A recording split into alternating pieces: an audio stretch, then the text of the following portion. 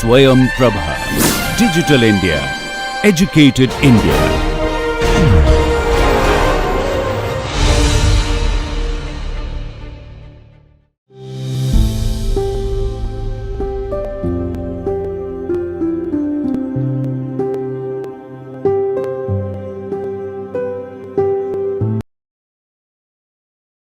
Hello. Welcome back to the course Behavioral and Personal Finance. The world would have been a better place if we were Homo economicus, but fortunately or unfortunately we are Homo sapiens, and most of our decisions are based on the environment and the circumstances that we are in, and that is where we deviate from the traditional economic decision making theories. Today, we are going to discuss the decision making framework under the expected utility theory, where risk and uncertainty play an important role.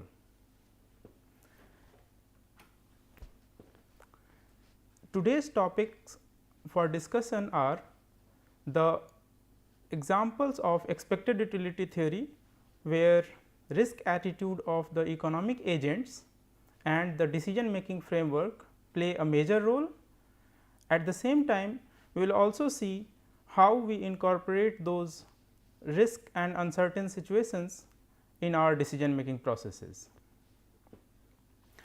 So far, we have learned that our decisions where economic payoffs are associated are based on the utility derived from those payoffs.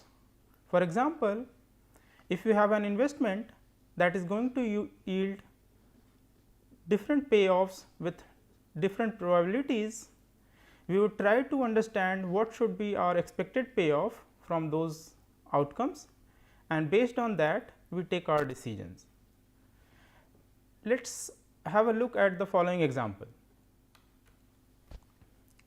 Suppose there are two prospects P 1 and P 2, and we assume that we follow logarithmic utility function, which we discussed in previous session, and the payoffs that prospect 1 has include 40% probability of having 50,000 and 60% probability of having 10 lakhs.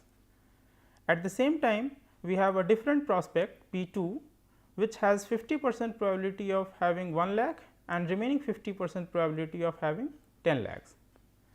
Going by the expected utility theory proposed by Van Neumann and Morgenstern, we would try to calculate the utilities associated with these prospects, and then we come up with the ranking of these prospects to arrive at a decision.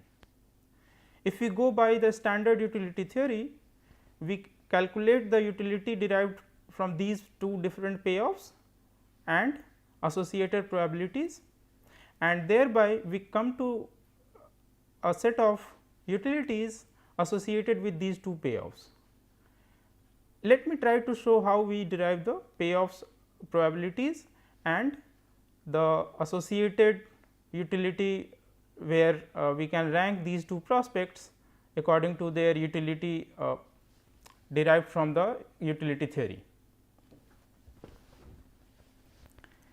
For referring to the expected utility function as suggested in previous sessions, we are referring to the table given at the top right, and to calculate the utilities associated with these two prospects, we are using the values given in the table. So, if you try to calculate the utility associated with prospect 1, it will be looking like this. Utility associated with prospect 1 will be probability associated with outcome 1 into utility associated with the payoff, which is 50,000, and the remaining probability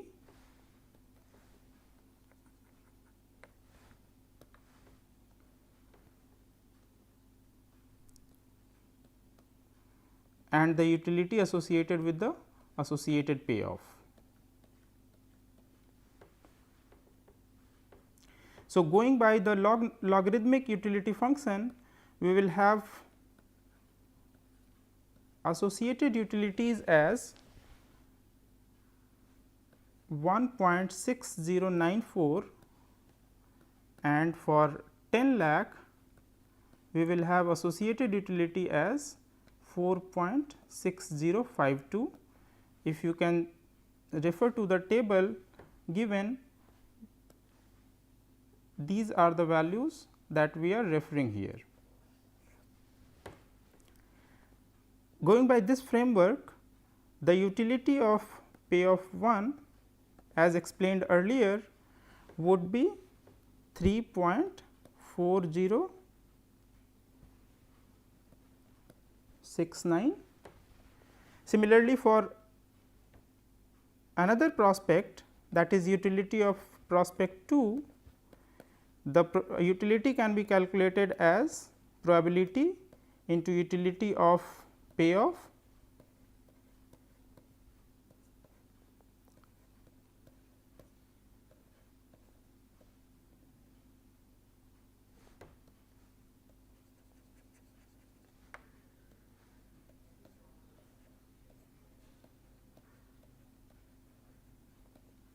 and this will give us the utility of prospect 2 as 3.4539.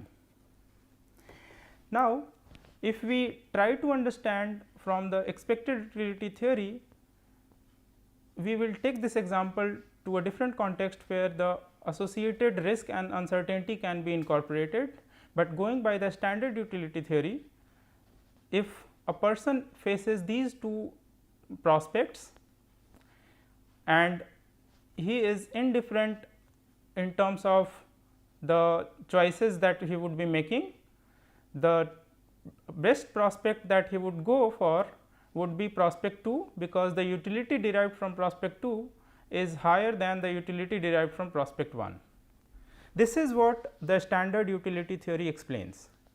When we try to incorporate the risky situations where the outcomes are known and associated probabilities are given, we can incorporate VNM framework of utility theory, and we try to come up with payoffs or the outcomes which will incorporate the probability as well as the risk and uncertainties.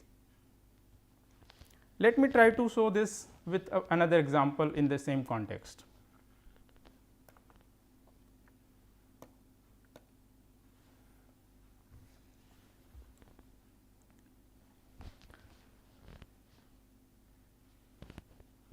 The VNM framework of expected utility theory says that if a person is given two choices, where one choice include the probability weighted choices and another choice offers a conform outcome, given that the person follows a log normal utility function, he would go for the sure shot or the certain outcome that is offered to him.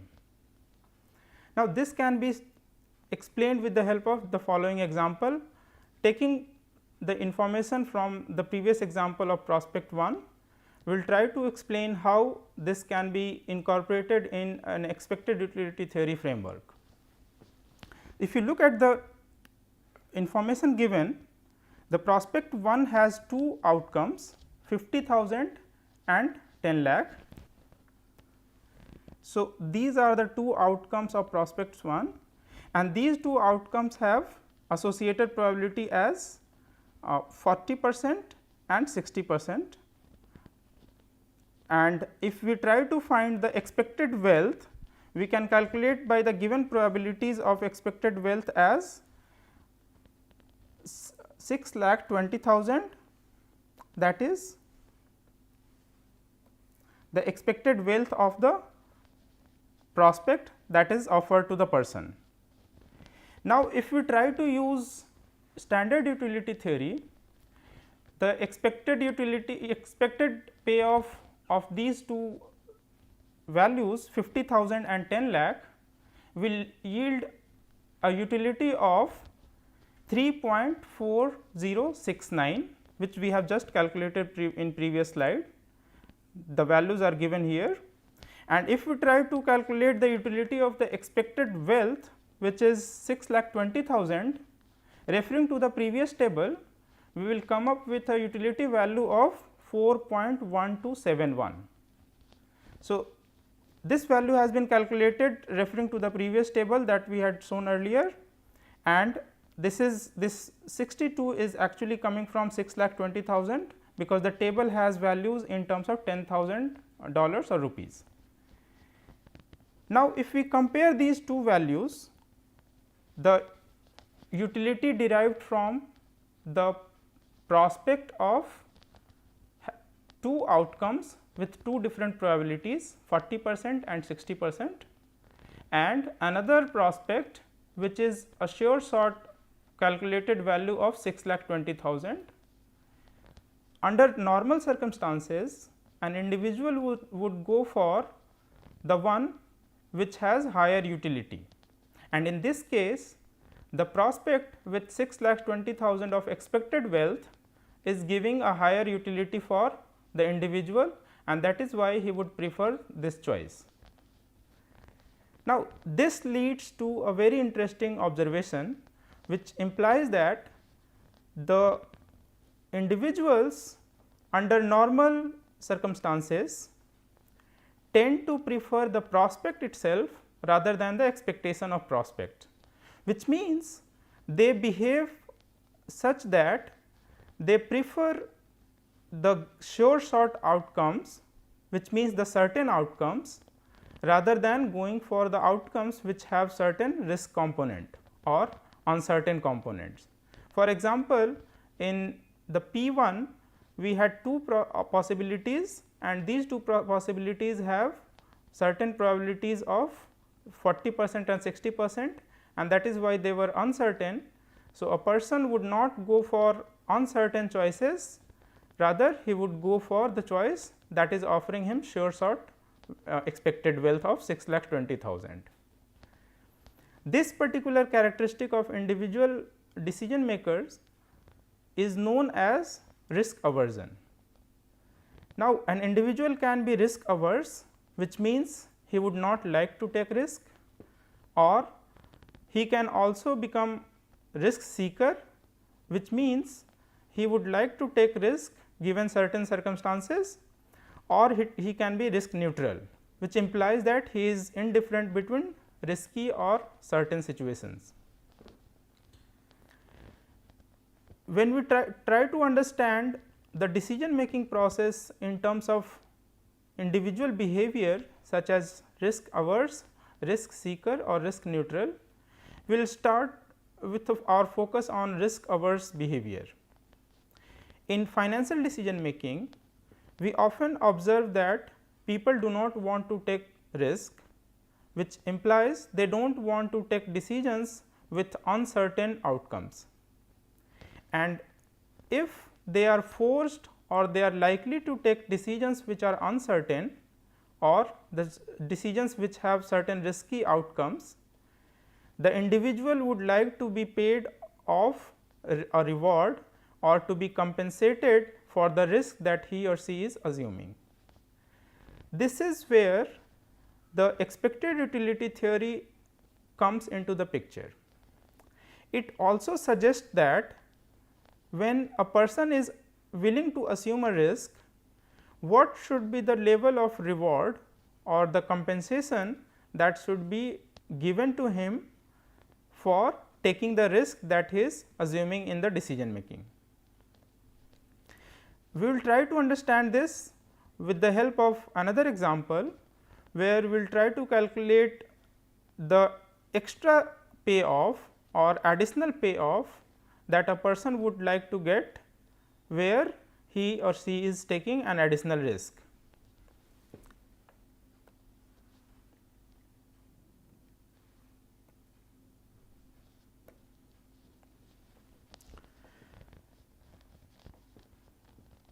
when we talk about decision making under risk and uncertainty, we try to understand that decision making is largely based on the expected outcomes which are to be occurring in future, and there is certain likelihood or probabilities associated with each of those outcomes, and we try to incorporate the possibilities or likelihood of those outcomes in our decision making framework, and that is where we use expected utility theory in our decision making processes.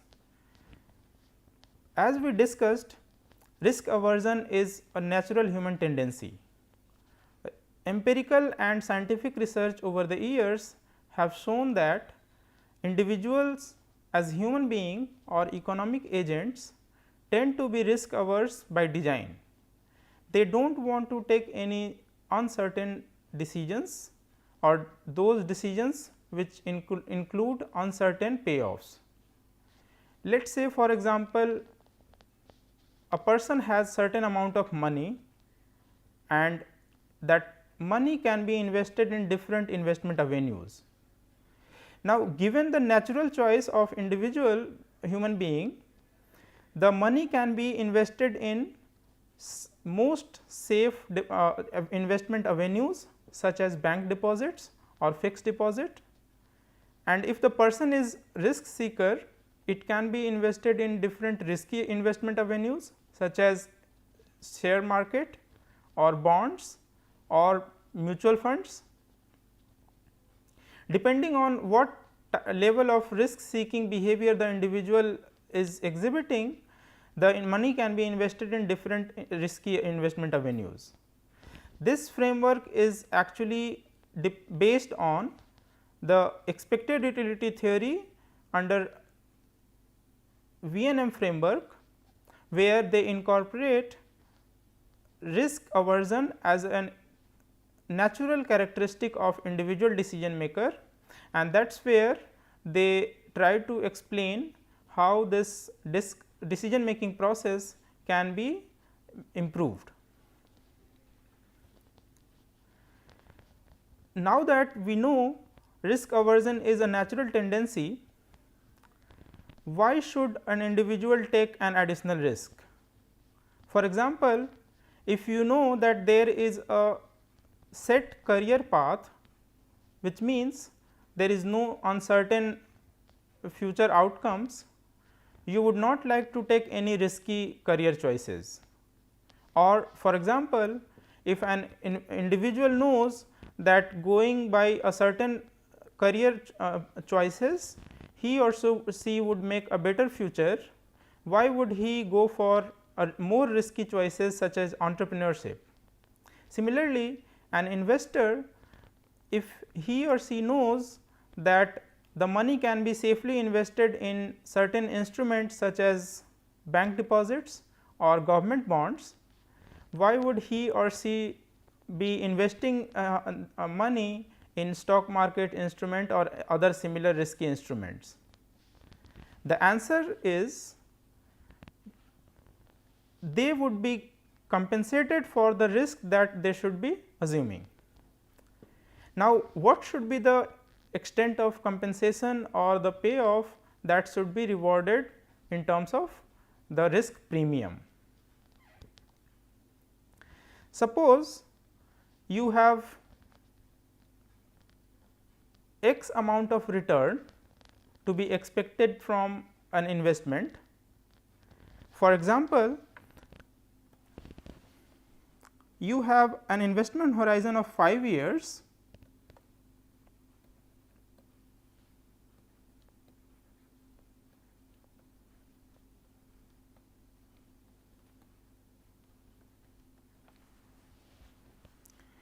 which means if you invest money today, you will be expecting some amount of money as return in future for next 5 years. But you are not sure whether the future is going to be as stable as present or as certain as you believe so. So, if you expect that you are going to get certain amount of return, let us say 5% of return from your investment in some investment avenues. So, for first 2 years you get 5% of return, and suddenly there are certain changes in economic policies or global market scenario or any other macroeconomic factors, and the return that you were hoping to get from your investment would fall from 5% to 3%. So, earlier you were expecting 5%, but now this is going to be 3%.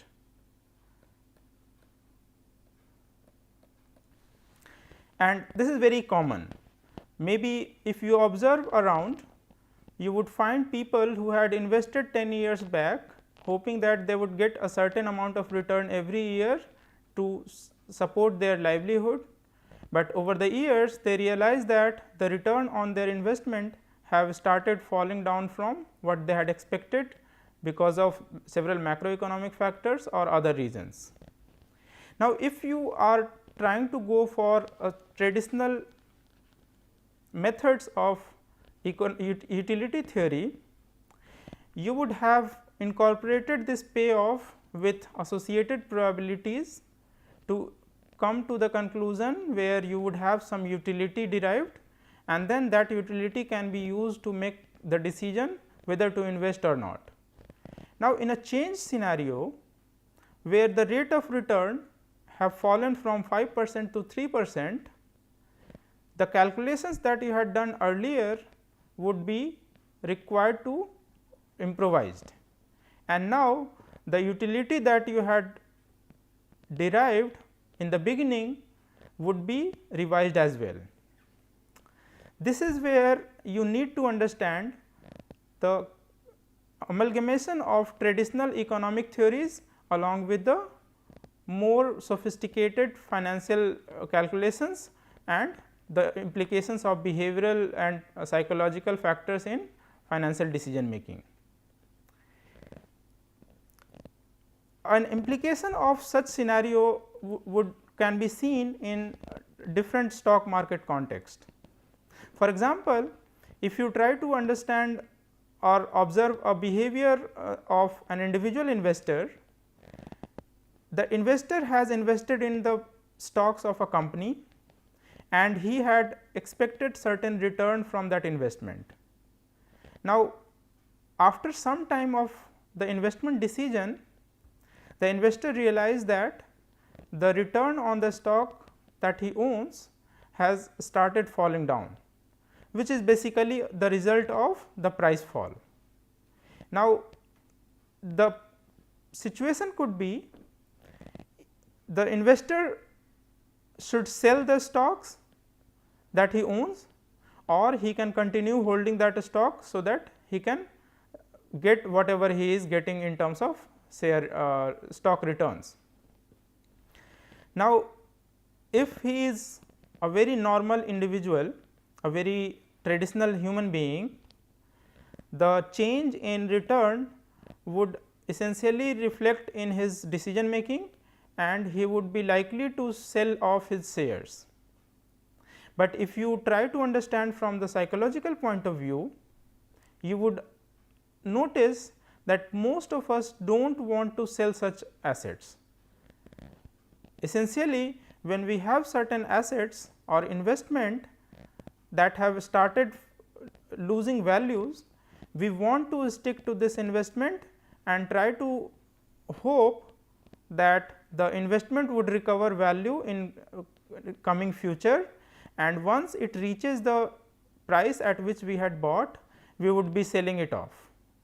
This tendency is also known as anchoring in behavioral finance theory, but to understand it from the expected utility framework, we know that unless we revise our utility derivation or the value of utility that we had derived initially, our decisions would be flawed and we would not be making a sensible and financially feasible decisions.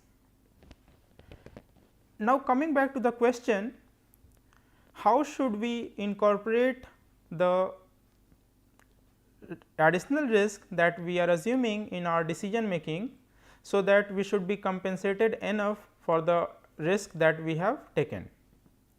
One approach is to understand the certainty equivalent. Certainty equivalent is essentially a factor or an approach that suggests that the wealth level of the decision maker is indifferent between a risky and a certain choice. So, if you have two choices where one choice is risky and another choice is certain, the wealth level of these two choices becoming equal implies that this is certainty equivalent situation. If you try to understand with the help of an example, suppose you have a lottery and that lottery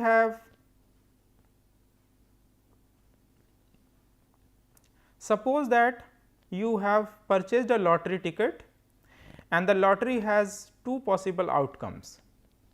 Outcome 1 is you can win 1 lakh rupee and outcome 2 is you lose 10 rupee. Now, these two outcomes have equal probabilities, that is 50% in each cases. Now, what should be the minimum amount at which you should be selling this lottery ticket to anyone? The situation here is you can either hold on to the lottery ticket, which is a gamble or an uncertain choice, or you could sell this off to anyone for a price which is certain. Again you have two choices. So, either you can, so this is the decision point, you can keep holding the lottery ticket and this will be taking you to two different choices or rather two different outcomes. One is 100,000 rupees of gain and another is 10 rupee of loss, and in these two cases you have 50% probability for each of the outcomes. Another outcome is, or another choice that you have is sell the ticket that you have. Sell the lottery ticket that you have for a price. Now, what should be the price? Now, what should be the price that you should be selling it off? If we go by the standard utility theory framework, we will first try to find the utility derived from the first option that we have, which means if we hold on to the lottery ticket, the uncertain situation should yield in certain utility, and that utility can be calculated as follows. So, you can have the utility of lottery ticket as the probability of these two outcomes into utility of the associated payoff.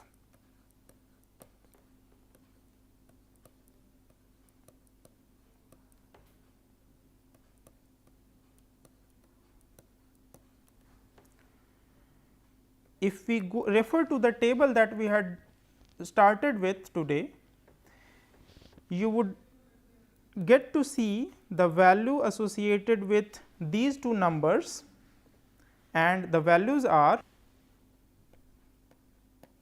for the first outcome of the lottery ticket, that is winning of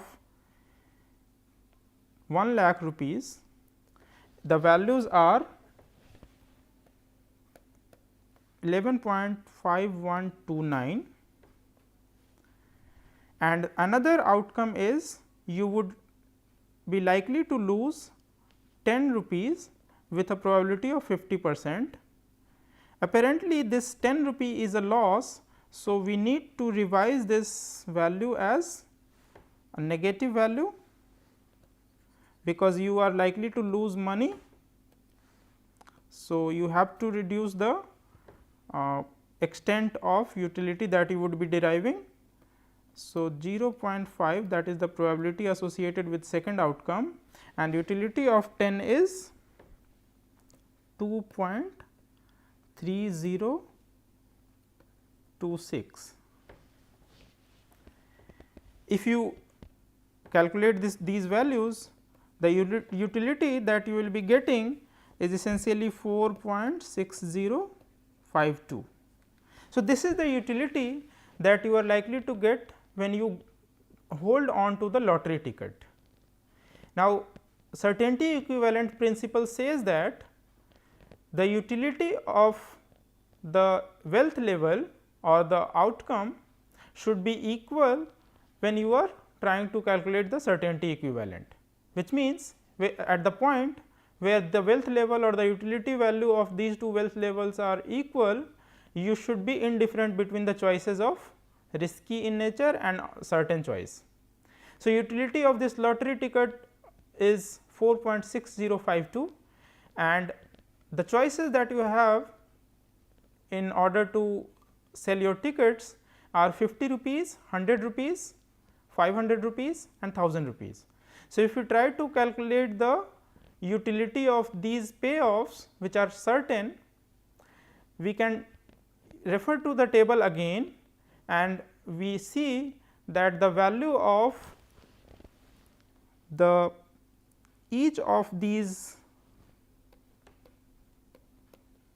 utility of the first price that you have an option is basically 2.9120. Another choice you have to sell your ticket is 100 rupees. So, utility of this 100 rupees will be 4.6052. For utility of 500,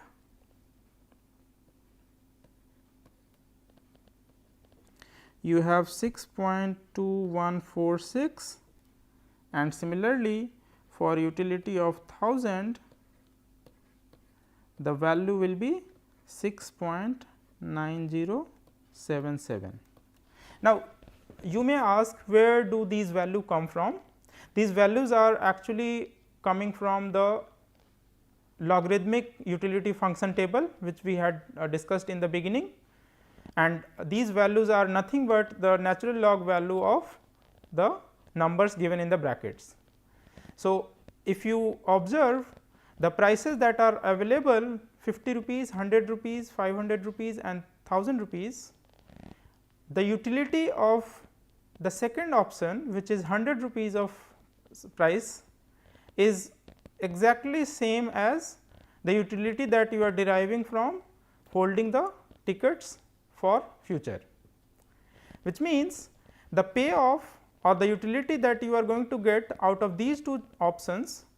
Option A is hold on to the ticket with 50% probability of winning 1 lakh rupees and 50% probability of losing 10 rupees, and another option as sell the ticket right now for 100 rupees. The utility levels in these two cases are same, and this is where you can be indifferent between holding on to the ticket vis-a-vis selling it off for 100 rupees. So, this is one point where you could understand about the extent of risk that can be mitigated in terms of finding the wealth level at which the utility is as much as the utility associated with a risky choice, and this is where we try to start incorporating more from practical implication in terms of decision making, and this is where expected utility theory can be incorporated in our decision making framework from a more realistic point of view. For now, this is it. Thank you very much.